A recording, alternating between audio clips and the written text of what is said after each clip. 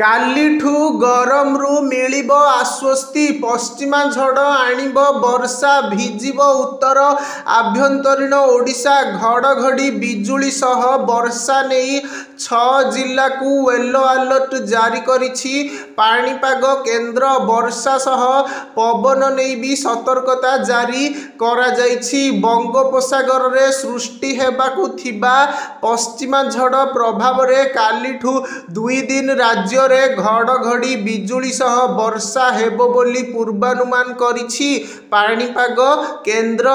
एथिपाई 6टी जिला को yellow alert जारी करा जाइछि। मयूरभंज, केन्दुझर, जाजपुर, भद्रक, बालेश्वर एवं केन्द्रापड़ा रे वज्रपात नहीं सतर्कता जारी करा जाइछि। सेही भली 20 रे वज्रपात नहीं 10 जिला को येलो अलर्ट जारी करा जाइछि। अनुगुल, ढेंकानाल, सुंदरगढ़, देवगढ़, मयूरभंज, केन्दुझर, जाजपुर, भद्रक, बालेश्वर एवं केन्द्रापड़ा को सतर्कता जारी करा जाइछि। सेपटे आज भी राज्य रे जारी रहिबो ताती। स्वाभाविक ठारू 2 रु 4 डिग्री उपरे रहिबो पारद।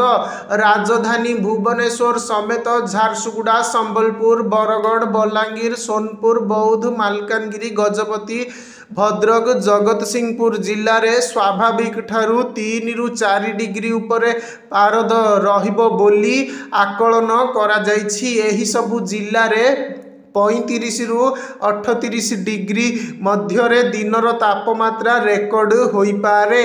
मेघमुक्त आकाश एवं सूर्यंक तेज पाई ताती वृद्धि पाइछि।